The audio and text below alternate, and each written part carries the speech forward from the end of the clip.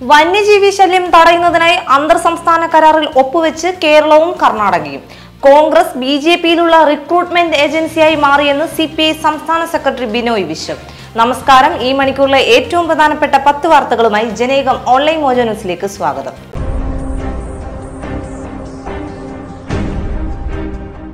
വന്യജീവി ശല്യം തടയുന്നതിനായി കേരളവും കർണാടകയും തമ്മിൽ അന്തർ സംസ്ഥാന സഹകരണ കരാറിൽ ഒപ്പുവെച്ചു. വന്യമൃഗശല്യം രൂക്ഷമാകുന്ന സാഹചര്യത്തിലാണ് ബന്ദിപ്പൂരിൽ ചേർന്ന വനമന്ത്രിമാരുടെ യോഗത്തിൽ ഇരു സംസ്ഥാനങ്ങളും കരാറിൽ ഒപ്പുവെച്ചത്. 4 ലക്ഷ്യങ്ങൾ ഉൾപ്പെടുത്തിയ ചാർട്ടറിലാണ് ഇരു സംസ്ഥാനങ്ങളും ഒപ്പിട്ടത്. മനുഷ്യമൃഗ സംഘർഷ മേഖല അടയാളപ്പെടുത്തുക, പ്രശ്നങ്ങളിൽ ഇടപെടുന്നതിൽ കാലതാമസം ഒഴിവാക്കുക, വിവരം വേഗത്തിൽ കൈമാറൽ, അടിസ്ഥാന സൗകര്യ വികസനം എന്നിവയാണ് കരാറിലെ പ്രധാന ലക്ഷ്യങ്ങൾ. തൃശൂർ വെള്ളിക്കുളങ്ങരയിൽ കുട്ടികൾ മരിച്ചത് മരത്തിൽ നിന്ന് വീണതെന്ന് പോസ്റ്റ്മോർട്ടം റിപ്പോർട്ട്. മൃഗങ്ങൾ ആക്രമിച്ച പാടുകൾ മൃതദേഹങ്ങളിലില്ല. തേനെടുക്കാൻ കയറിയപ്പോൾ മരത്തിൽ നിന്ന് വീണെന്ന് പോലീസ്. വെള്ളിക്കുളങ്ങര ആനപ്പാന്തം ശാസ്താപൂവം ആദിവാസി കോളനിയിലെ രാജശേഖരന്റെ മകൻ അരുൺകുമാർ, കുട്ടന്റെ മകൻ സജിക്കുട്ടൻ എന്നീ കുട്ടികളാണ് മരിച്ചത്. വനാതിർത്തിയിലെ ഫയർലൈനിന് സമീപത്ത് ശനിയാഴ്ച ഉച്ചയോടെയാണ് കുട്ടികളുടെ മൃതദേഹം കണ്ടെത്തിയത്. കട്ടപ്പന ഇരട്ട കൊലപാതകത്തിൽ വിജയന്റേതെന്ന് കരുതുന്ന മൃതദേഹാവശിഷ്ടങ്ങൾ കണ്ടെത്തി. കഞ്ചിയാറിലെ വീടിന്റെ തറ കുഴിച്ചുള്ള പരിശോധനയിലാണ് വിജയന്റെ മൃതദേഹാവശിഷ്ടങ്ങൾ കണ്ടെത്തിയത്.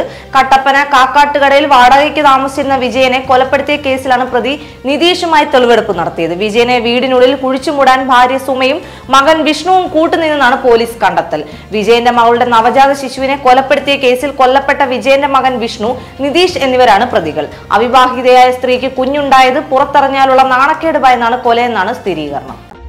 പാലക്കാട് SI പുഴയിൽ മുങ്ങി മരിച്ചു. കൊപ്പം പോലീസ് സ്റ്റേഷനിലെ SI സുബീഷ് മോനാണ് മുങ്ങി മരിച്ചത്. തൂതപ്പുഴയിൽ പുലാമന്തോൾ പാലത്തിന് സമീപത്ത് വെച്ച് കുടുംബത്തോടൊപ്പം കുളിക്കുന്നതിനിടെ അപകടത്തിൽപ്പെടുകയായിരുന്നു. പെരിന്തൽമണ്ണയിലെ സ്വകാര്യ ആശുപത്രിയിൽ എത്തിച്ചെങ്കിലും മരിക്കുകയായിരുന്നു. സിദ്ധാർത്ഥിന്റെ മരണം സംബന്ധിച്ച കേസ് CBIക്ക് വിട്ടത് കുടുംബം ആവശ്യപ്പെട്ടതിനാലാണെന്ന് മന്ത്രി V ശിവൻകുട്ടി. പോലീസ് അന്വേഷണത്തിൽ യാതൊരു അതൃപ്തിയും കുടുംബം രേഖപ്പെടുത്തിയിട്ടില്ല. പ്രതികളെ വേഗം തന്നെ പിടികൂടിയതിൽ തൃപ്തി രേഖപ്പെടുത്തുകയും ചെയ്തു. എന്നാൽ ഇതിനെയും രാഷ്ട്രീയവൽക്കരിക്കാനാണ് കോൺഗ്രസ് ശ്രമിച്ചത്. ലോക്സഭാ തെരഞ്ഞെടുപ്പ് മുന്നിൽ കണ്ടുകൊണ്ട് തന്നെയായിരുന്നു ഈ നീക്കം. തങ്ങളുടെ സമരം മൂലമാണ് കേസ് CBIക്ക് വിട്ടതെന്ന കോൺഗ്രസിന്റെ അവകാശവാദം ജാള്യത മറയ്ക്കാനാണെന്ന് മന്ത്രി പറഞ്ഞു. ഗാന്ധിയെ മറന്ന കോൺഗ്രസ് BJPയിലുള്ള റിക്രൂട്ട്മെന്റ് ഏജൻസിയായി മാറിയെന്ന് CPI സംസ്ഥാന സെക്രട്ടറി ബിനോയ് വിശ്വം. ഓരോ ദിവസവും കോൺഗ്രസിൽ നിന്നും BJPയിലേക്ക് കൊഴിഞ്ഞുപോക്ക് തുടരുകയാണെന്ന് അദ്ദേഹം വാർത്താ സമ്മേളനത്തിൽ പറഞ്ഞു. 2 മുൻ മുഖ്യമന്ത്രിമാരുടെ മക്കൾ അടക്കം BJPയിലേക്ക് ചേക്കേറി കഴിഞ്ഞു. എന്നാൽ ഇതൊന്നും പരിശോധിക്കാൻ കോൺഗ്രസ് തയ്യാറാവുന്നില്ല. അതിനു പകരം BJPയിലേക്ക് പാലം തീർത്തത് ആരാണെന്നാണ് കോൺഗ്രസിന്റെ ചർച്ച. MP മാർക്ക് കോടികളുടെ വിലയിടും, പക്ഷേ ഏത് കുതിരക്കച്ചവടത്തിലും ഇടത് MP പോവില്ലെന്നത് ഉറപ്പാണെന്നും അദ്ദേഹം ചൂണ്ടിക്കാട്ടി. കേന്ദ്ര സർക്കാരിന്റെ കർഷക തൊഴിലാളി ദ്രോഹ നയങ്ങൾക്കെതിരെ ഹരിയാനയിലെ ജിന്ദിൽ CPI-CPIM നേതൃത്വത്തിൽ പരിവർത്തൻ സന്ദേശ് റാലി. ഹുഡ മൈതാനത്ത് നടത്തിയ റാലിയിൽ 10,000-കണക്കിന് ആളുകൾ പങ്കെടുത്തു. CPIM general secretary Sitaram Yechury, CPI ദേശീയ സെക്രട്ടേറിയറ്റ് അംഗം അമർജിത് കൗർ, CPI ഹരിയാന സെക്രട്ടറി ദ്യാരവ് സിംഗ് കശ്യപ് തുടങ്ങിയവർ റാലിയെ അഭിവാദ്യം ചെയ്തു. BJP അധികാരത്തിൽ നിന്ന് പുറത്താക്കി രാജ്യത്തിന്റെ മതേതര ജനാധിപത്യ ഘടനയെ രക്ഷിക്കണമെന്ന് അമർജിത് കൗർ പറഞ്ഞു. JS സിദ്ധാർത്ഥന്റെ മരണത്തെ തുടർന്ന് അടച്ചിട്ട വയനാട് പൂക്കോട് വെറ്റിനറി കോളേജിൽ നാളെ തുറക്കും. സംഘർഷ സാധ്യത ഒഴിവാക്കാനുള്ള നടപടികൾ സ്വീകരിക്കുമെന്ന് മന്ത്രി J ചിഞ്ചുറാണി പറഞ്ഞു. ഇത് സംബന്ധിച്ച് വൈസ് ചാൻസലർക്ക് ആവശ്യമായ നിർദ്ദേശങ്ങൾ നൽകിയിട്ടുണ്ടെന്നും മന്ത്രി പറഞ്ഞു. ലോക്സഭാ തെരഞ്ഞെടുപ്പിൽ പശ്ചിമ ബംഗാളിൽ 42 സ്ഥാനാർത്ഥികളെയും പ്രഖ്യാപിച്ച് തൃണമൂൽ കോൺഗ്രസ്. മുൻ ഇന്ത്യൻ ക്രിക്കറ്റ് താരം യൂസഫ് പഠാനും തൃണമൂൽ സ്ഥാനാർത്ഥിയായി ലോക്സഭാ തെരഞ്ഞെടുപ്പിലേക്ക് മത്സരിക്കുന്നുണ്ട്. അതിർ രഞ്ജൻ ചൌധരിക്കെതിരെ ബഹ്റാംപൂരിൽ നിന്നാവും യൂസഫ് പഠാൻ മത്സരിക്കുക.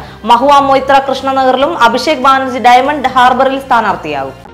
കേന്ദ്ര സർക്കാർ നയങ്ങൾക്കെതിരെ പ്രതിഷേധം കടുപ്പിച്ച് കർഷക സംഘടനകൾ. കർഷകരുടെ റെയിൽ റോക്കോ സമരം തുടരുന്നു.